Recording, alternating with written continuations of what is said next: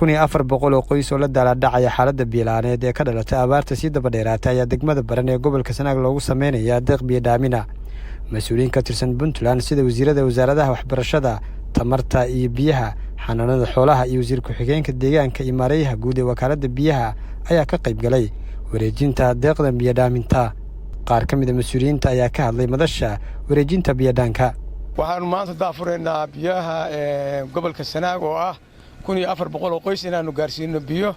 waxaan rabaa inaan u mahad celiyo guud ahaan dawladda Puntland oo maaragtay biyo dhaankan iyo qeylo dhaantii badnayd ee gobolka ka baxday ka soo jawaabtay. waxaanu halka kula wareegaynaa sida aragtaan biyo dhaankaas. waxa kaloo weheliya sida boorka aragtaan dhagax dhig ceelal waxaan rajaynaynaa iyaguna inay noqdaan kuwii lagaga bixi lahaa maaragtay baahidaas. runtii waxay noo tahay maanta farxad weyn safarkii aan ku nimi degmada Baran oo ay hogaaminayaan wasiiradii ugu muhiimsanaa wasaaradaha dawladda Puntland. waxayna muujinaysaa dareenka iyo in dawladda Puntland diyaar u tahay mar walba inay bulshadeeda la qaybsato, la garab istaagto baahiyaha markaas duruufaha iyo waayuhu keenaan. insha Allah waxaan rajaynaynaa Ilaahay dankiisa inaynu ka gudubno. maantana halkan waxaanu u joognaa in aan biyo dhaan ka daafurno. muhiimaddu maanta waxay ahayd in halkan ku wareejino 1400 oo qoys biyo dhaan loo sameynayo muddo 45 cisho ah.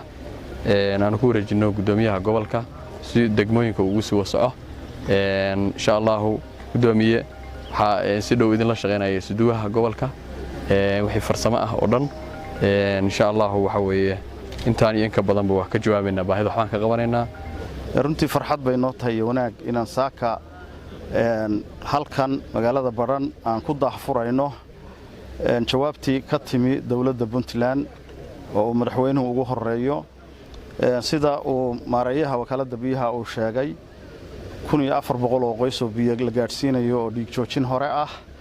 ceelal magaalada tan iyo guud ahaan gobolka ka hirgelaya iyo kuurgelid xaaladda biyaha iyo ceelashii hore u jiray oo wakaaladda iyo wasaaraduba ay kormeerayaan. maanta dawladdu ayadoo ka jawaabaysa qeylo dhaantii ka soo yeertay degmada Baran ee gobolka Sanaag. qaybta koowaad waxaa halkan lagu wareejiyay gobolka 1400 oo qoys oo sida wasiirku sheegay muddo 45 cisho loo sameynayo biyo dhaan iyo 2 ceel oo gobolka laga sameynayo. intaas muddadii qeylo dhaantu soo yeertay diyaar garow iyo intii lagu jiray ayaan idinka soo daahnay. kuwa kalena insha Allah waa soo socdaan hadii Ilaahay idmo. runtii waxa weeye waa qeylo dhaantii jawaabtii ugu horeysay oo aan ka bixinayno ma aragtay biyo la'aantii jirtay weeye. waa bilow, waa wajigii koowaad.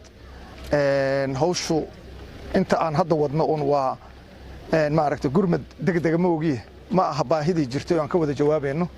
hadday noqon lahayd biyo dhaankan 1400 oo bilowga ah iyo hadday tahayba ma aragtay ceelasha hadda labada ceel oo aan qorshaheedu yahay in ma aragtay la dhagax dhigo iyo wixii kale oo dayactir u baahanba wax oo dhanba waa barnaamij isku xiran oo bilow away oo gurmad ah oo runtii looga jawaabayo baahida ma aragtay biyood ee ka jira deegaankan.